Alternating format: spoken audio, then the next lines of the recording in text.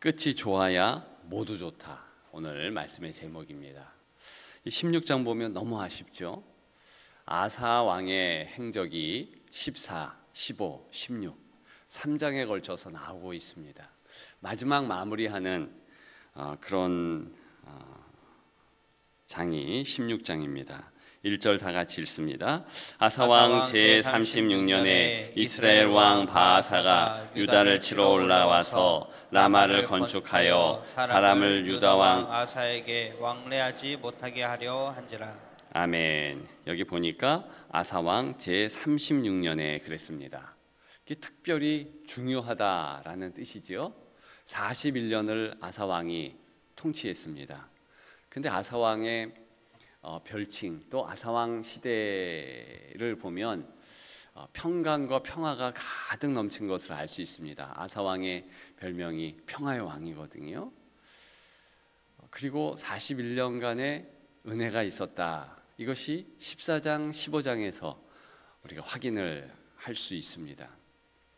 그런데 이제 36년째부터 달라진다 이 뜻이에요.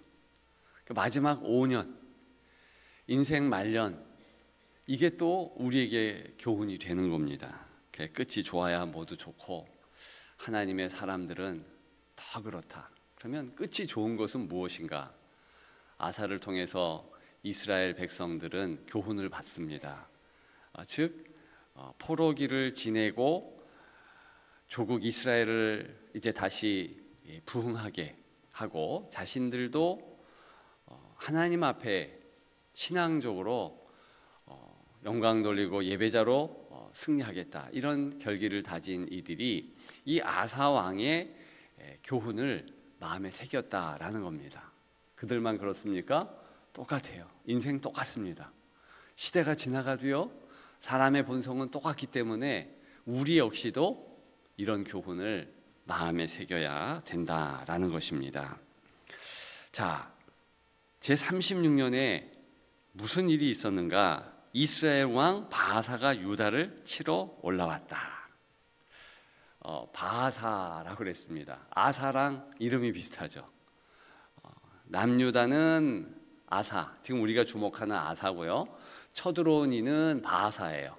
근데 41년간의 아사의 통치 기간 가운데 얼마나 북이스라엘은 정변이 많았냐면 금방 왕이 바뀌고 또 바뀌고 7명이나 바뀝니다. 그러니까 이게 정상적인 것이 아니죠. 감사하게도 남유다는 그렇지 않았어요. 하나님께서 쭉 41년간 평화를 주시고, 사실은 36년째까지도 은혜가 있었고 5년 후에까지도 5년 동안도 하나님의 은혜가 없는 것은 아니지만 기가 막힌 변화가 아사에게 있다는 것입니다. 그것을 우리가 잠시 생각해 보십시다. 바아사라는 이스라엘 왕이 유다를 치러 올라와서 그럽니다.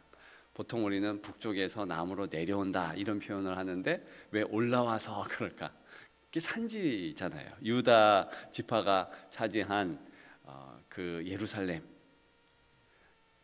그리고 그 인근 지역은 산지입니다. 그래서 올라와서 그런 거지만 사실 지역적으로 내려온 것이죠.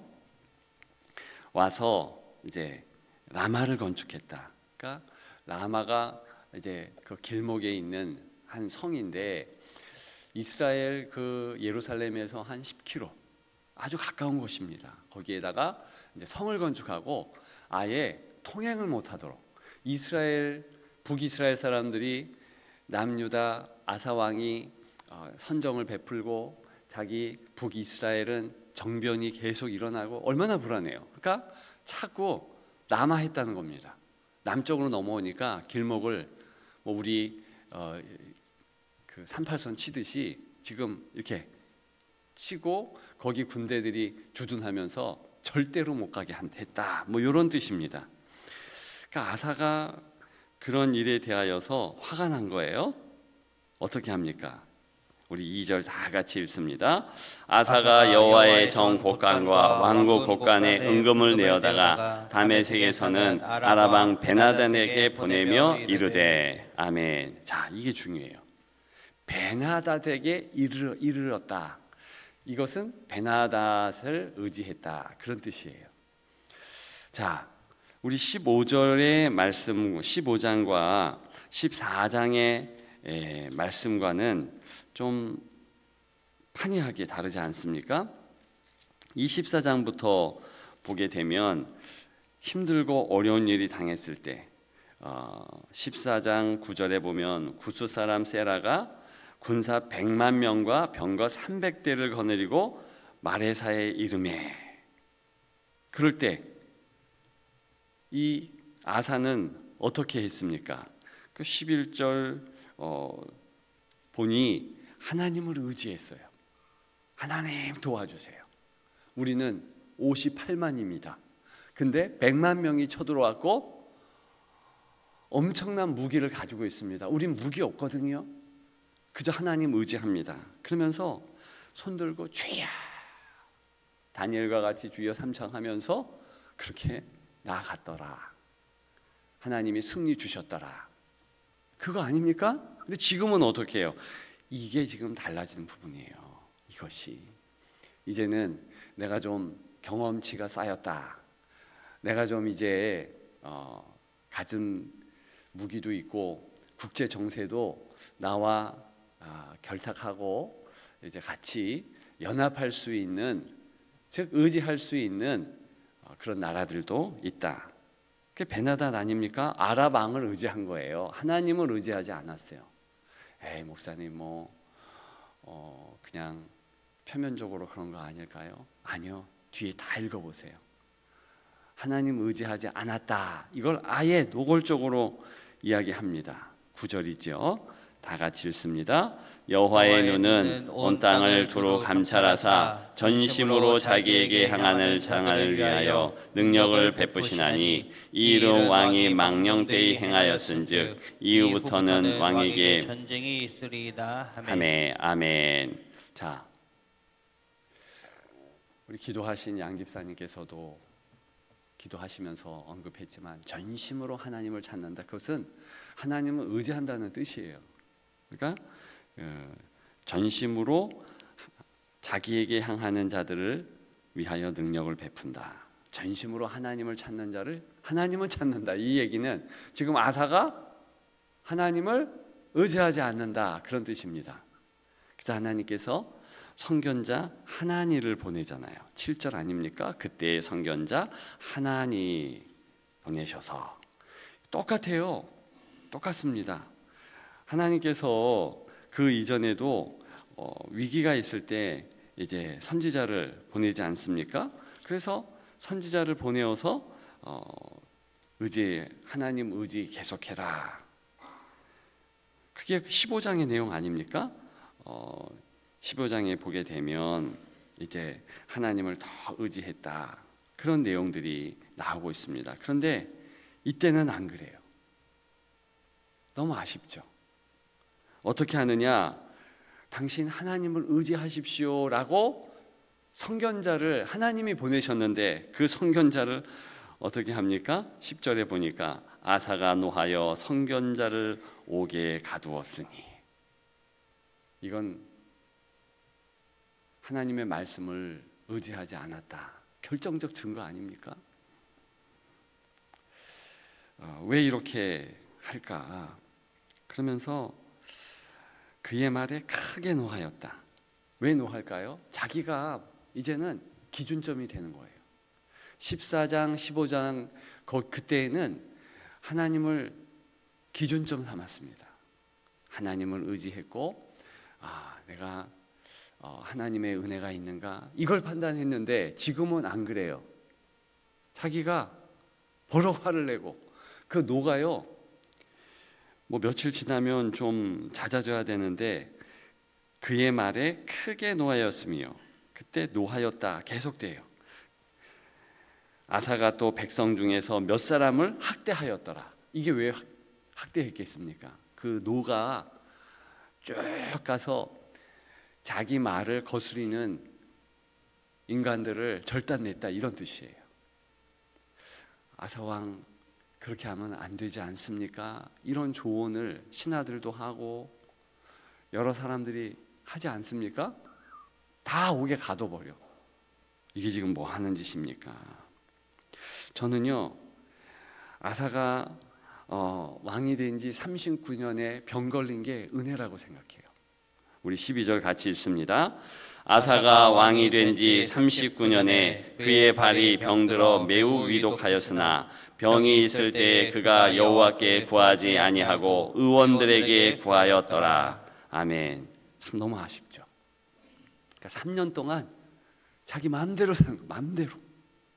하나님을 의지해야 하는데 그렇게 자기에게 확 쏠려서 남의 말 절대 안 듣고 하늘의 은혜 그거 싹 까먹고, 이게 지금 5년 안에 벌어지는 일입니다. 근데 3년째 될 때 하나님이 또 기회를 주세요. 위기는 기회 아닙니까? 회개할 수 있는 기회를 주셨는데 어떻게 하느냐? 절대 회개 안 합니다. 이게 너무 아쉽죠. 어떻게 36년간 하나님을 붙잡고 그렇게 살았는데 이렇게 5년 동안 망가지는가? 무슨 교훈입니까? 여러분, 인간은요, 희한하게 자기 본성 따라 살면은요 이렇게 금방 망가지고요, 위험한 것은 괜찮을 때, 잘 될 때, 은혜 있을 때, 그럴 때입니다.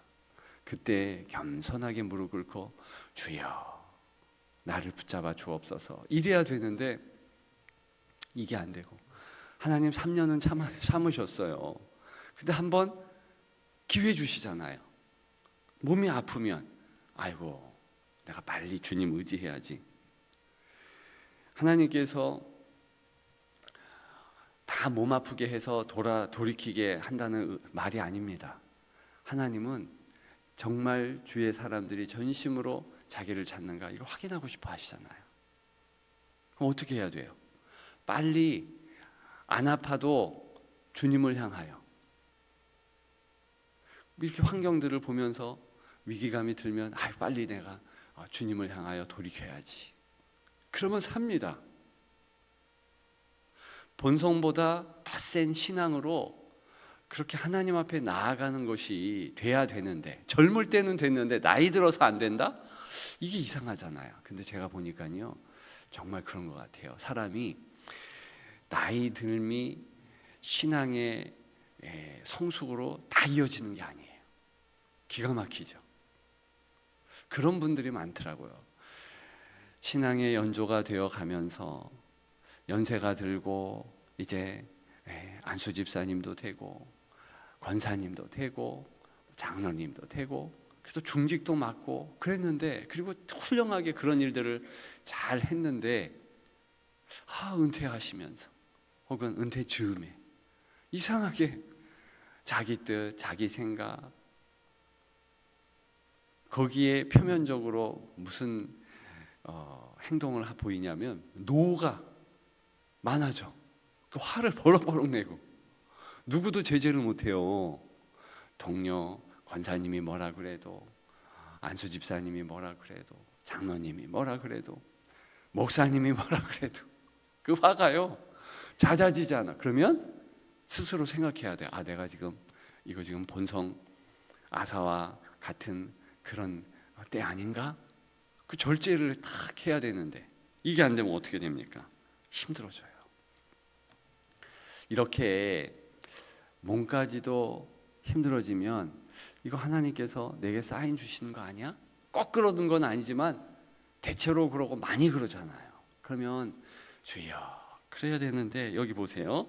얼마나 하나님을 향하여 이를 갈았는지, 매우 위독했으나 여호와께 구하지 아니하고 의원들에게 구하였다. 여러분, 병원 찾아가지 말고 의사 의지하지 마라 이 뜻이 아니잖아요. 이게 지금 무슨 의미입니까? 내가 지금 아파요. 그러면 주님 도와주세요. 의사의 그 손을 통하여서도 하나님의 손이 나를 만져주시고 그 의사의 손을 통해서 나를 깨끗게 하옵소서. 이렇게 기도해야 되는 게 맞지 않습니까? 그러니까 귀한 성도들은요, 병원 가기 전에 먼저 기도합니다. 그리고 목회자에게 기도 부탁을 하고 사람들에게 야, 날 좀 위해서 기도해줘. 그리고 병원 가는 것이 맞습니다. 병원 가서도 과정 제가 어제 어떤 성도님의 간증을 어떻게 하다 들었어요. 그러니까 뭐 제가 그 얘기를 듣다 무슨 생각이 드냐면, 야, 병원이 부흥회하러 가신 거네요. 이분이 병원에 가가지고 믿는 이를 만나고, 오히려 너무 놀란 것은 신앙이 확 성장해서 저한테도 막 위로를 주시고 힘을 주시고 막 그러시더라고요. 성도는 원래 그래야 되는 겁니다. 도대체 낙심과 절망이 찾아올 자리가 성도의 어디에 있겠습니까? 없어요, 없어. 어느 곳에 가든지 기쁘고 다 하나님께서 믿음의 사람들을 붙여주십니다. 그러면 감사가 넘치고 이래야 되는데, 이 인간 보세요. 매우 위독했으나 여호와께 구하지 아니하고, 이 뜻은요, 절대 하나님을 향하지 않았다 이거예요. 끝까지 이래서 죽더라, 이게 결론이에요. 그런데 하나님의 은혜가 왜 있는가? 이 사람이요, 아프니까 이제는 경거망동하지 못해요. 적어도 외형적으로는요 잦아졌어. 이게 뭐예요? 이게 41년간을 하나님의 은혜 평균치는 그렇게 되는데 5년 동안, 특히 3년에 난리법석 치고, 그러면 2년 동안, 남은 시간은 2년이에요. 2년 얼마나 짧습니까? 그러면 주님, 그랬으면은요 진짜 하나님의 그 역사가 있지 않았을까요? 그렇죠, 있죠. 근데 그 마지막 말년 2년 동안 아파가지고 아파 이러면서 끝까지 하나님을 향하여서 기도도 안 하고 끝까지 이를 악물고 완악한 모습을 보이다가, 그것도 감사한 것은 뭐예요? 아프니까 나가서 헛짓거리지는 안 하잖아요. 이게 뭡니까 이게? 근데 그것까지도 하나님의 은혜라는 것을 지금 후대가 이 역대기를 쓰면서 경험한 거 아닙니까? 만약에 그렇게 해서 아사가 더 유다를 망가지게 했으면 어떻게 해요? 큰일 나잖아요. 아, 이것도 은혜구나. 우리가 어떤 교훈을 찾는가? 그래, 끝이 좋아야 다 좋은 거지. 말년에 더 하나님을 향해야지. 그런 교훈을 얻었다는 겁니다. 우리도 다시 한번 기억하십시다. 나이듦이 무조건 성숙을 보장하는 거 아닙니다. 끝까지 무릎 꿇고, 저는 오늘 찬양을 하면서 손을 들면서 그런 찬양 어구를 마음에 새겼습니다. 모든 강력을 파하는 이름 예수. 여러분, 그 이름을 우리가 붙잡고, 주님이 3일 만에 부활하셨어요. 우리 신앙도요 그걸 점검하면 돼요. 내가 3일 동안에는 낙심, 좌절, 원망 괜찮아. 근데 3일째 될 때는요 반드시 바꿔야 돼요. 그래서 3일 수요 기도회가 있는 거고요, 금요 성령 집회도 있는 거고요. 보세요, 2번 텀, 그죠? 3, 2, 6일 동안에 한번 그런 포인트를 잡고 못 잡았으면 주일날에는 반드시 돌이켜야 돼요. 예수님이 3일로 부활하신 것은 우리의 본성을 아는 거예요. 우리가요 14일 동안 계속 자기 뜻대로 하잖아요. 그 인간은 망가진답니다. 이 체력으로 그 헬스장 다니는 사람들이요 1주 그렇게 체력을 계속 유지하지 못하고 14일, 2주잖아요. 그 2주 동안에 못하면 완전히 급격하게 몸이 더 망가진대요. 이거는 평균치 이 헬스하는 사람들이 그렇다는 것이고, 영적으로는 더 빨라요. 우리가 매일 새벽기도 드리다가 한번 1주간 이렇게 추석, 오늘부터 추석 연휴잖아요. 한번 해보십시오. 기도 안 하면 3일째 이상해지고 6일째 완전 망가지고 7일 회복할 수가 없어요. 그렇기 때문에 예수 부활하셨네. 3일 그래서 내한테 기회 주는 건요, 본성에게 잠시 기회 주는 건요, 딱 3일만. 그리고 돌이켜야 돼요. 회개해야 돼요. 회개하다는 얘기는요, 하나님 앞에 내가 확 터닝 백해서 나아간다, 그 뜻이에요. 그 행동이 없으면 여러분 위험해지는 겁니다. 우리 꼭 점검해 보십시다. 네, 여러분 3일 동안 망가지면 안 돼요. 근데 혹시 망가졌으면 점검하세요. 내 배가 송편 때문에 부대끼고 힘들다. 그러면 그것도 절제해야 돼요. 그 성인병 안 걸린다며요. 영혼도 그렇습니다. 내가 기도를 못했고 그러면 3일째 빨리 돌이켜서 그리고 하나님 앞에 나와서 이 아사의 이 끝이 내 끝이 되면 안 되잖아요. 그것을 점검하시는 초심으로 돌아가시고 전심으로 하나님을 붙잡고 하나님의 은혜를 확인하는 여러분들 되시기를, 9절 말씀을 꼭 마음에 새기는 여러분들 되시기를 주님의 이름으로 축복합니다.